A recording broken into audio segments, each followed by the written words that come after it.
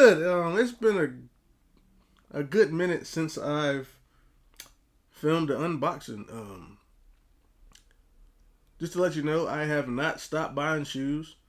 I just haven't been excited to like record a pickup, if that makes sense. Like I've been getting pretty much almost every retro that's come out within the past few months, phone pods and everything. Just hasn't been that exciting for me to get in front of this camera and show you guys because everybody has the same shoes, especially on sneaker YouTube. So I took a little break, but I think I'm getting back into the flow, getting back into the excitement of being on sneaker YouTube because that's the whole reason I started this channel in the first place, because it's fun. And, buying sneakers for me is still fun. It's not like a chore. And I decided to go ahead and come back with two unique purchases. These are modern takes on I guess these could be considered classic, like a classic silhouette that I wasn't originally fond of. But, over time, your taste changes, and they caught my eye immediately. And I was like, I think I want to give these a shot. It's definitely something different from what I'm used to, and different from like the normal retros. But for the price point of $115, I think these are gonna be definitely underrated. So one pair came from the sporting goods store, and the other one came all the way from Italy. Shout out to Slam Jam, and I believe they're both early pickups. Not sure how early they are, or by the time you're seeing this video, they might have already released in multiple places. But retail is $115. The pair that I got stateside, of course, it was like $120 something, maybe $130 after tax. I overpaid for the one from Italy because the tariffs and the fees and all that, the conversion rate, bro. So I overpaid a little bit for one, and I paid retail for the other one. So let's get into the one from Italy. So you can see a black and red Jordan box. I want to say this is like the black and gray pair. I mean the black and gray box. They just blacked it out and put red on it. So it is the Jordan Trunner SP special project or something. I'm not sure. Both size 12. It's oh yeah, I forgot. One of the comments on a previous video said I'm wasting my time reading the label. Nobody cares or something like that. So for you, my guy, I'm not going to read the label. Okay, so they definitely break down. Okay, so it is more of a hybrid model. All right. So, I'm going to read the specs. So, versatility, breathable and flexible mesh textiles, juxtaposed with a soft touch suede and molded TPU plastic. Juxtaposed. That's a big word, Elmo. What else we got? Easy on and off, flexible comfort collar and padded tongue construction for effortless everyday wear. Distinction is a modern silhouette borrowing inspiration from the 1990s basketball and the 2000s Jordan Trunners. So that's what I said, an updated version of the Trunners from the 2000s, but it's also a mixture of the Jumpman. So that's pretty dope. I had no idea. Cushlon 3.0 foam construction for all-day underfoot comfort. Sculpted foam is designed to compress for a smooth ride. And I would definitely have the B-roll of that so you can follow along while I read it. Whew. This is definitely a unique colorway. I'll definitely have some B-roll throughout my review so you can see what they look like on foot. But, the first pair, hopefully that's in frame because I can't see anything. Get the paper out, but yeah. Definitely more chunky than I was expecting. But here we go.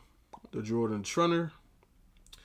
It's like a Concord purple, mauve, gray colorway with blue laces. Like, it's all over the place. Like I said, definitely more chunky than I was expecting, but I'm definitely a fan. I can definitely see now where the Jumpman influence comes from. With this lockdown piece right here, going from the midsole wrapping around. I do like the materials on it. It's a very soft suede. The mesh is nothing crazy, but this particular colorway just I don't know, it stood out to me. I think it's like, I'm a big fan of like weird shoes, as those that you as those of you that have been following me for a while, you know. I like the shoes that many people may not like, and that's okay. And this was definitely one of those, especially for the 115. I'm so used to paying 200 plus, especially for Jordan. So like you're paying 200 plus, 180 for like the Jordan 1. So, and I'm not a fan of like the Team Jordans and like certain models, but this one, I don't know what it was about it. I felt like I had to give these a chance. I fell in love with them from the initial on-foot pictures and everything when they were leaked, and I had to see what they were about. So, you see the outsole, you get very good traction. You get the hits of purple, get your purple Jumpman with that like, I want to say it's grayish, like a brown. I don't know, and I don't know how it's showing up on camera, but it's like a weird mixture for this gray. I guess it's kind of like the cave stone, like that particular like that style of like that kind of colorway or whatever. It's a weird shade, to say the least. But yeah, I'm definitely a fan of these. They look like they're comfortable. They're definitely like a chunky dad shoe. So hopefully they look good on foot. Your insole, you just get a black insole with the white Jumpman on your left shoe and then the word Jordan on the right. Nothing crazy. Get your hit of yellow right there. So overall, clean colorway. Looking forward to seeing how they look with the fit. Now the second one, was not expecting this colorway at all. And I was just like, yeah, I think I need these two. So we have another shade of, 2 shades of pink. You still get that gray, but this is more of like a traditional gray. So you gray, pink, and black. And this is like a more cohesive shoe, if that makes sense. You know, the first one was kind of, you know, all over the place, but, you know, gray, pink, and black. Pretty simple. Except for the, you know, the neon pink, and then you get like the soft baby pink. Yeah, pink blast, whatever that is. Get your black Jumpman hit on the heel. You get the pink Jumpman and, you know, Jordan on the insole this time around. It's like a translucent on this plastic material, rubber lockdown material. So it is a trainer at the end of the day, but like I said, this is more casual wear for me. But I feel like just off the initial look of it, it should be very comfortable. Something that you can wear all day. I know Jalen Hurts debuted the all red pair. That will probably be next on my pickup list, depending on how I, you know, like these. I kind of jumped the gun by buying 2 pairs instead of 1 to test them out to see how I like them, you know.